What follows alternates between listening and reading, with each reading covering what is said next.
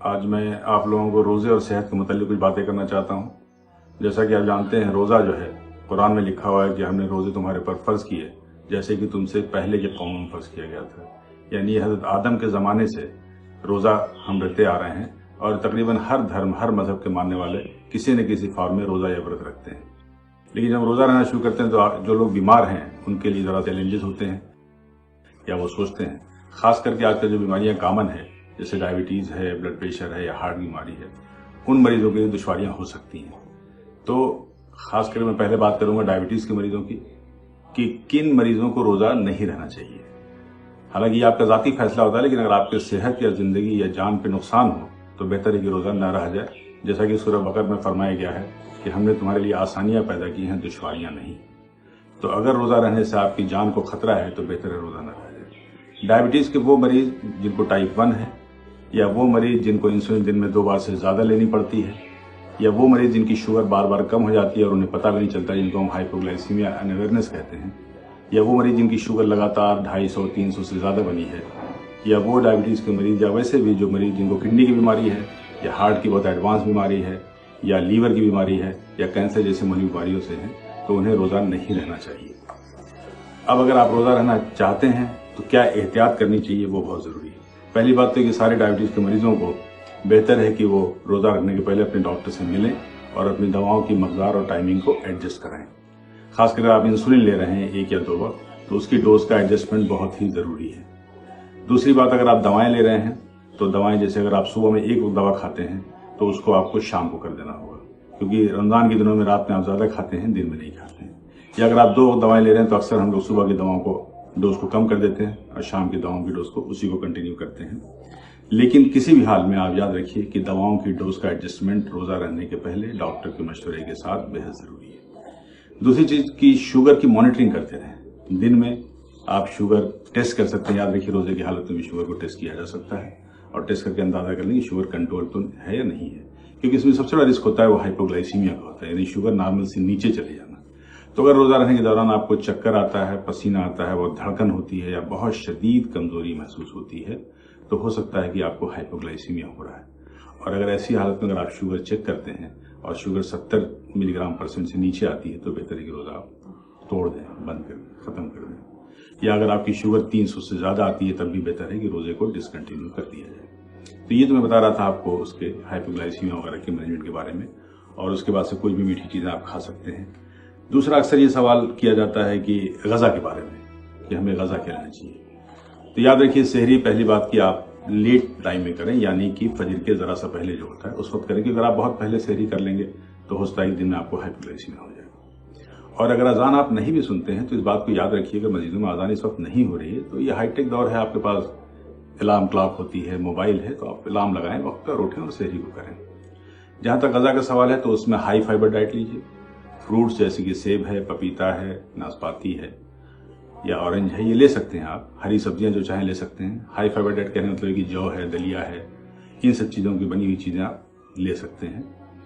ہاں، چکنی چیزوں کا پرہیز کریں، جیسے پراٹھا، سموسا، پکوڑی، سب جہاں تک ہو سکے اس سے اوائڈ کریں، کیونکہ اگر آپ میٹھی چیزیں کھاتے ہیں، شکر سے بنی ہوئی چیزیں کھاتے ہیں اور فیٹی چیزیں کھاتے ہیں تو دن میں آپ کو پیاس زیادہ لگے گی اور ڈی ہائیڈریشن کا بھی خطرہ ہوگا۔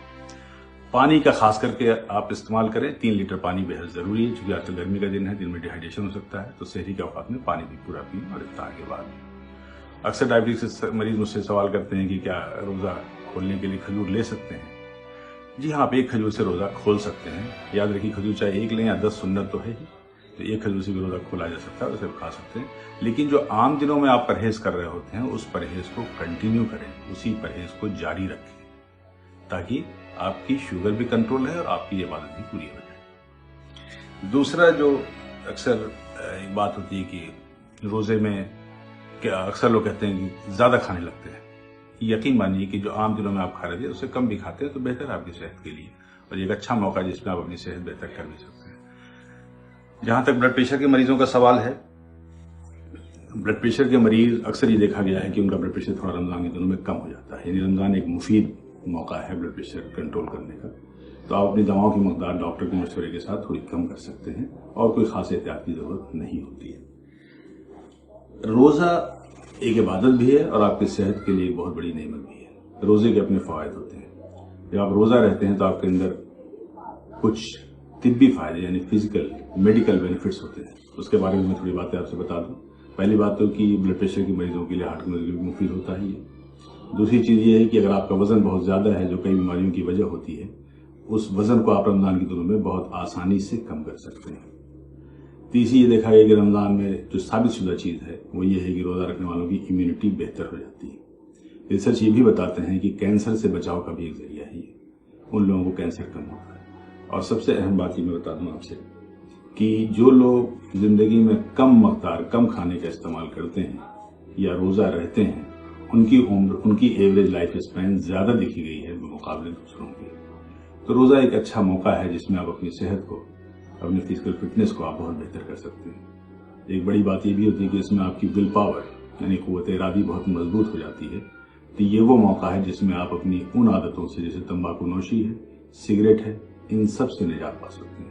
اور یاد رکھیے یہ سب چیزوں سے آج بھی ہمارے ملک میں بہت سے مریض جن کو برونکائٹس، استھما، COPD اور کینسر جیسی مہلک بیماریوں کے شکار ہو جاتے ہیں۔ تو یہ عہد کریں کہ اس رمضان کے دوران آپ ان بری عادتوں کو، ان نشہ والی چیزوں کو آپ اس سے نجات پا جائیں گے۔ ایک آخری اور اہم بات، یہ جو وقت ہے ذرا چیلنجنگ ہے ہم سب کے لیے، سارے ملک کو آلریڈی، بلکہ پوری دنیا کے لیے۔ ہم ایک لاک ڈاؤن کی پیریڈ سے گزر رہے ہیں۔ تو میں آپ سے یہ خاص کر کے کہنا چاہوں گا کہ جو بھی قانون ہے اس کو پوری طریقے سے فالو کریں، جو بھی گورنمنٹ کے انسٹرکشنز ہے اس کو فالو کریں۔ آپ مسجدوں میں نہ جائیں، کہیں بھی بھیڑ نہ لگائیں، اجتماعی افطار کا اہتمام نہ کریں۔ تراویح ساری عبادت آپ تنہائی میں اللہ سے تعلق پیدا کر سکتے ہیں اور عبادت کو کر سکتے ہیں۔ اور دوسری چیز کہ اس موقع پہ یاد رکھیے، ایک حدیث مجھے یاد آتی ہے، حضور نے کہا تھا کہ اگر کوئی شخص رات میں پیٹ بھر کے کھانا کھا کے سوتا ہے، اگر اس کا پڑوسی بھوکا ہے تو وہ ہم میں سے نہیں ہے، وہ اسلام کو ماننے والا نہیں ہے۔ اس لیے یہ آپ کا فرض ہے اور آپ کی یہ ذمہ داری ہے کہ آپ اپنے محلے، اپنے پڑوس، آس پاس دیکھیں کہ ایسا تو نہیں ہے کہ اس لاک ڈاؤن کے حالت میں کہیں وہ بھوکا تو نہیں ہے یا ضرورت مند تو نہیں ہے۔ بغیر کسی مذہب، ذات پات کی تخلیق کیے ہوئے سبھی لوگوں کے لیے آپ مددگار بنیں، ان کے کھانے کا انتظام کریں، ان کی جہاں تک ہو سکے مدد کریں، کیونکہ اس بات کو یاد رکھیے کہ charity is a part of our religion. انہی چند باتوں کے ساتھ میں آپ سے رخصت لیتا ہوں۔ آپ سب کو رمضان کی بہت بہت مبارکباد۔